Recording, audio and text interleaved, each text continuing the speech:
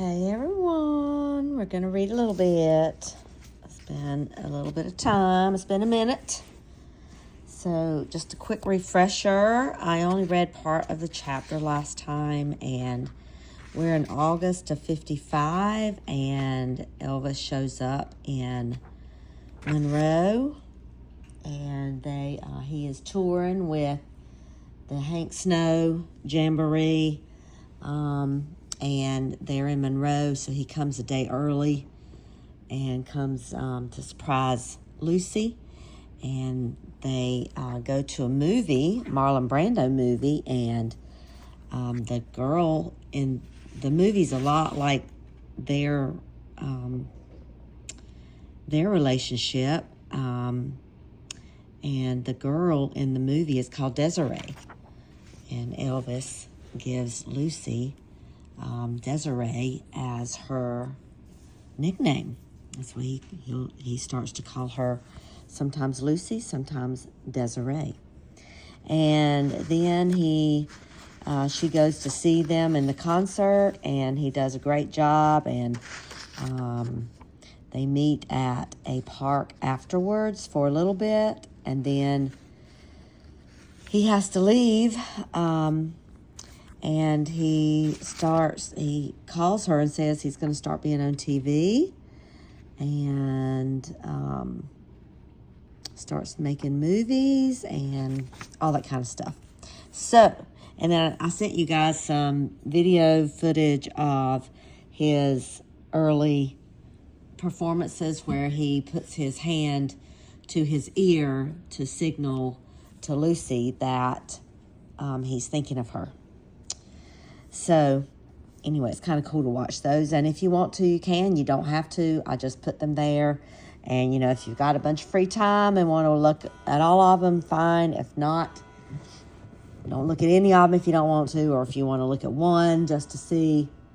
Anyway, it gives you an idea what he looked like during this time period.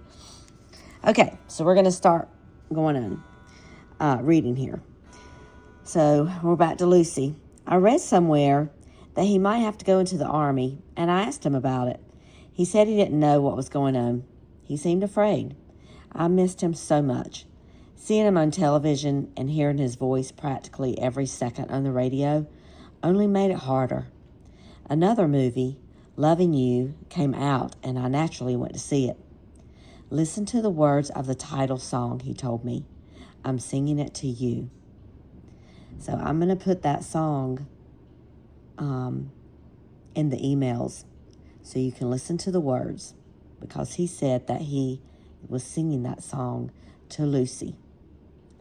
Oh, you probably tell that to everyone, I said. I keep reading about all your girlfriends. You seem to be having a good time. There was a slight trace of resentment in my voice. I had no right to say anything, but it still bothered me. Instead of getting upset, Elvis assured me that it wasn't true. He was always like that, and frankly, I was a little surprised. He never once told me to mind my own business. He always made me feel that I was the only one. Baby, you're all I want. Tell me you know that. The Colonel wants me to have this Romeo image. All this stuff you read is phony. They set up dates and romances like you're still playing a scene in a movie. Man, it's crazy. They make a date for you, then call all the reporters and photographers to go along.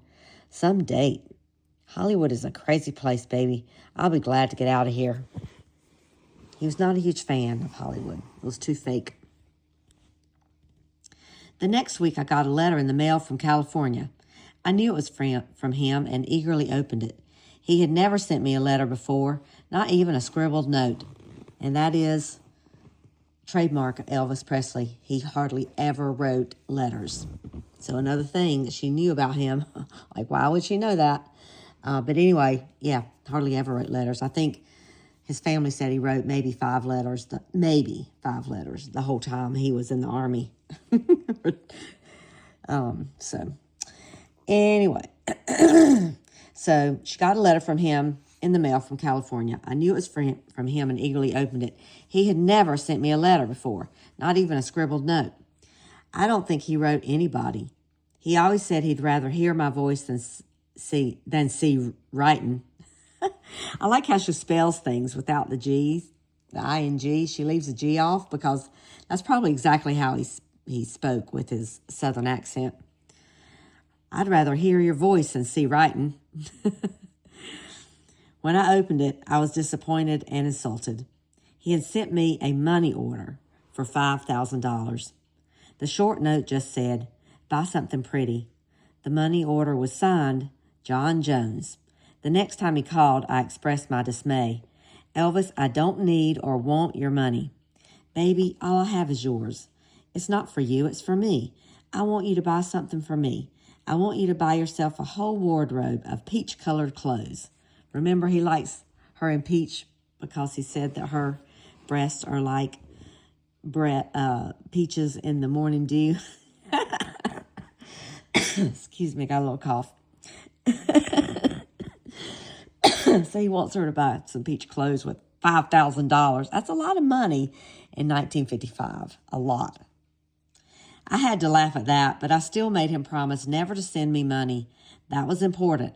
I didn't want to take anything from him, especially money. I had pride in myself and making it on my own. In a way, that sort of gift made me feel as if I was being bought again.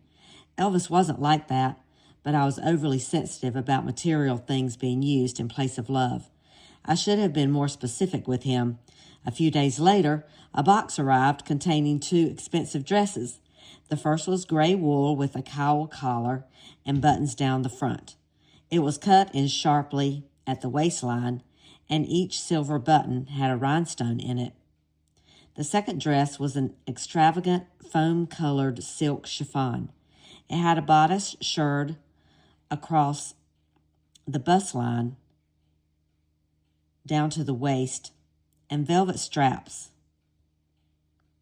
The skirt was a full bias cut, and the dress came with a long draped chiffon scarf. They both sound really pretty. They're lovely, Elvis, but no more dresses either, I said when he called the next day. No money, no clothes, no candy, no nothing.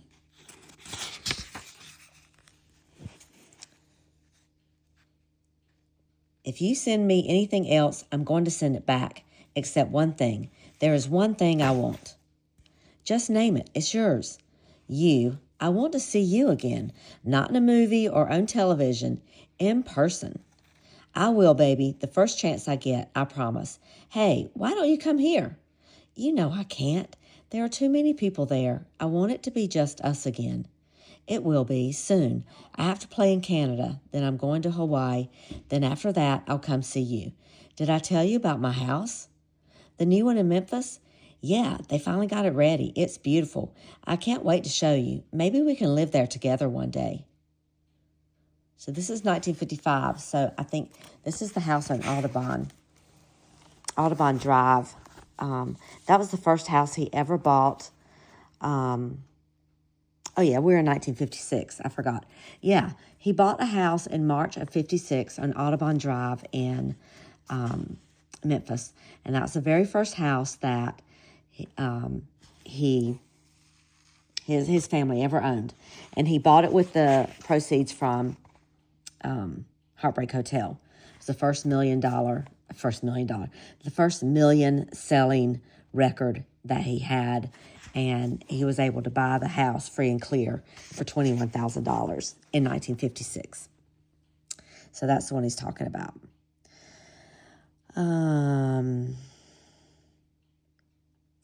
Did I tell you about my house? The new one in Memphis? Yeah, they finally got it ready. It's beautiful. I can't wait to show you. Maybe we can live there one day. Wait a minute. We might be in 1957. Yeah, I take all that back. We're in 1957 right now because he's made Love Me Tender, which he did at the end of 56. So this is 1957. At the end of 57, he got his draft notice. So we're in 57. So he bought Graceland in March of 57. And that's where he's talking about. And they had to do some work on it. So while he was filming Loving You in California, they were working on the house, to get it ready for them to move in. So yeah, they finally got it ready. It's beautiful. I can't wait to show you. Maybe we can live there together one day. That will be wonderful, I said, trying to sound convincing. Elvis was sincere, but the circumstances of my life made such a move unlikely. I didn't push him to come see me because he was so busy. Ever since Colonel Parker came into his life, Elvis didn't have a moment to spare. Sometimes he sounded out of breath when he called, like he had run from someplace and had only a minute or two to talk. You can just know what that sounds like. That's such a good expression, I think. Sometimes he sounded out of breath when he called, like he had run from someplace, answered the phone, and only had a minute or two to talk. I thought again of developing my own career. I was taking singing lessons and got involved in a small theater group. I pondered moving to California where my chances might be better. While I was planning that move, the man inexplicably began taking an interest in the children, or so he pretended.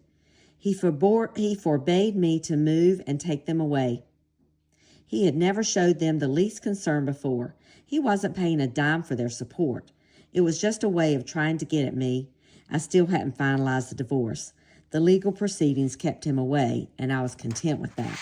My bitterness also played a part in the long delay. It wasn't fair that it was so hard to end such a phony marriage. Just aggravated her. I get it. Mr. Silverstein approached me at the store with another one of his promotional schemes, a local beauty contest sponsored by KNOE that was a preliminary step leading to the Miss Universe pageant. He wanted me to compete, but I told him no. Then Beth Brees, whom I knew from working at KNOE, came into the store and tried to convince me to enter. I still refused. Mr. Silverstein argued that it was too good an opportunity to publicize the store, not to take full advantage. He told me it was important to the business and he would pay for my time. He pestered me until I relented. Listen, no one's got to know you're married, he whispered after Beth left. If you have any problems, I'll take care of it. The contest was worse than I imagined. The contestants had to ride in a parade of convertibles through town. There was secretive me sitting on top of a convertible in the middle of town, waving to the crowd, wearing the chiffon dress Elvis had sent. I could imagine someone thinking, hey, wait a minute, I know her. She has 3 children. How'd she get in the contest? Then going to the judges and exposing me. I would be run out of town. The contest was even more traumatic. Mr. Silverstein presented me with a hot pink, one-piece bathing suit with a plunging back. It plunged all right, almost to my rear end. I can't wear this, exclaimed. This is insane. Guess what I wore? The hot pink bathing suit. Mr. Silverstein made a big deal about it being the new rage, and unless I wore it, he would be stuck with a whole load at the store. He always had the answers. For the formal wear competition, the ever-ready Mr. Silverstein provided a bright red strapless gown. My bust was way too large to wear a strapless gown, but such subtleties were lost on him. I endured the evening, and to my shock, finished second. Thank God I didn't win.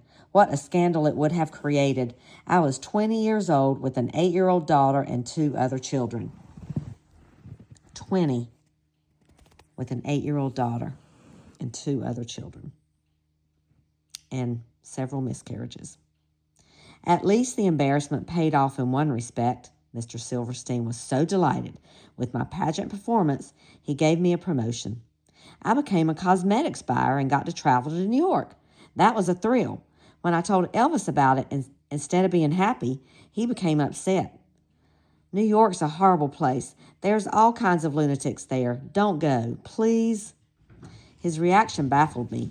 He even offered to give me money so I wouldn't have to work.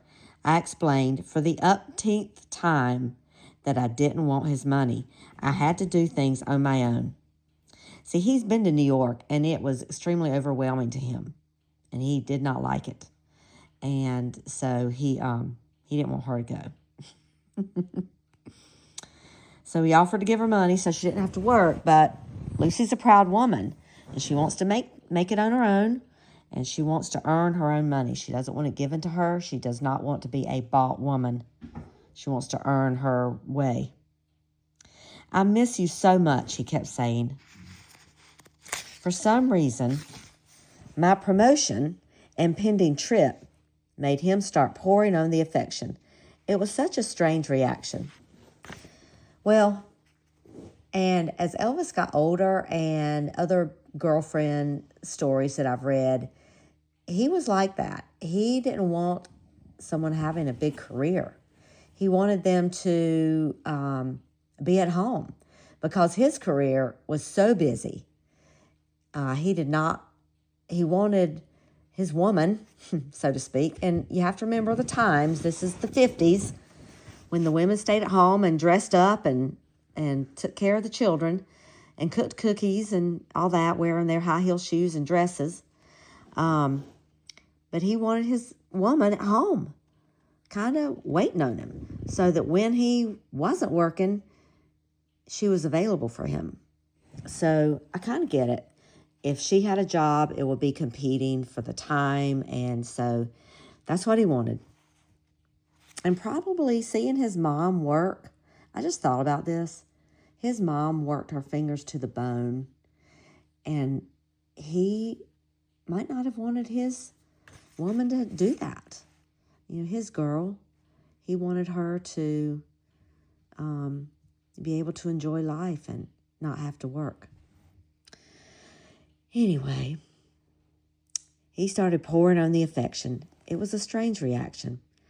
Tell me you still love me, he begged. I was confused, but it was nice to hear. I assured him my love was the same. It's you I'm wondering about, Elvis. I read rumors about you and Natalie Wood and some others. Are they true? I told you about this sleazy town, Elvis said, his voice rising. It's the Colonel. He makes it all up. I told you. That Natalie Wood stuff is all just publicity. You gotta believe me. Darling, you don't have to explain, I said. Nothing has changed. I'll always be here for you. See, I think he's doubting. He's doubting because he's gotten to a point in his career where he doesn't know if people like him for him or because of who he is. And as he would say, I don't know if they like me for Elvis or for Elvis Presley. And so he was beginning to doubt. I mean, it's funny because he loved her, but he was beginning to wonder if now, because he'd made it big, if she only loved him because he was Elvis Presley, or if she still loved the poor boy that he was when she met him. So anyway, he was like, please tell me you still love me, he begged.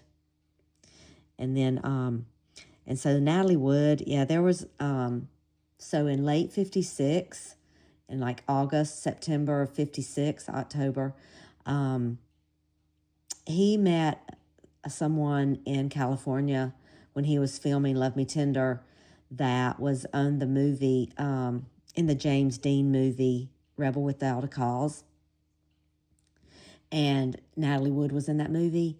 So that guy became really good friends with Elvis, and he brought him back to Memphis during one of his breaks. And that guy said, I need to bring Natalie here. She needs to come and spend some time with you. So she flew into Memphis and spent a couple of days there. And she rode around with him on his motorcycle and went to watch him play football and went out in the town with him some. And I can tell you one thing. This is when he lived on Audubon before he moved to Graceland. His mom, Gladys, did not like her. Did not like Natalie Wood. Which is hilarious. I can't remember what book I read. I think it may have been with Elvis and Gladys, where it's talking about Gladys. But she told him she did not like her because she left her underwear all over the house. See, she just was, Now, Elvis didn't sleep with her. I know 100% he did not, because he didn't really like her type. And he was also seeing another girl at that time, the girl from Biloxi, which I'm going to read her book to you guys because it's really good. And she has a lot to say about Natalie Wood because she was there during that time period. In fact, she was visiting Elvis when Natalie was going to come, and that other guy was there. And she got pissed off and said, it's either them or me. And things were moving, and Elvis was like, please stay, but she left, and Natalie Wood came to visit. And so she's got a lot to say about that. But maybe it was Gladys talking to her. But anyway, she said she didn't like her because she just left her clothes thrown all over the house, and she would just throw things. It was probably like in the bedroom where she was staying, and Gladys would go in there to clean up. She didn't like it because her underwear was on the floor. Oh my gosh. Anyway, so now we're going to do the study that what the author, his research.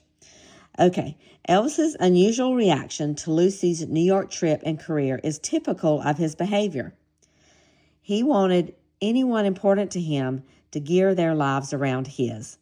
Detective John O'Grady, a Los Angeles super cop turned private eye, became close to Elvis in the 1970s. He knows the syndrome well and offers a keen insight into both it and Elvis's relationship with Lucy. If Elvis met someone who gave him something, security, comfort, encouragement, whatever, he wouldn't let go of that person. He would hold on to them even if he had to buy them, which he often did. Of all the people in Elvis's life, the only one known to have refused his largesse was his beloved mother, Gladys. If his mother refused his gifts, then in his eyes, that was the ultimate quality a woman could possess. It proved that the woman loved him for himself, not for his fame or wealth. Lucy reflected his mother's attitude and thus must have been placed upon the same pedestal. So she's proving her love to him because she is refusing his gifts and his money. And right now, it's early in his career. But as time goes on, things like this that she does on her own and not wanting him to do things for her throughout their relationship proves to him over and over again that she loves him for him and not for who he is. And so, anyway, that's all we're going to do for today because we're starting the next chapter, and I want to get back to reading a whole chapter at a time. So I'm going to stop with this one, and it was just a little read. But, yeah, it's showing personality traits that Elvis has that she knows because she has a relationship with him. It proves to me more and more that this is a true story. And anyway, it's a good one. All right. I hope all y'all doing well. I've got my dogs. One there.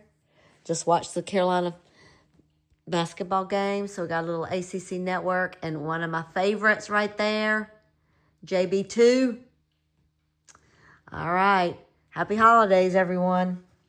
Talk to y'all later.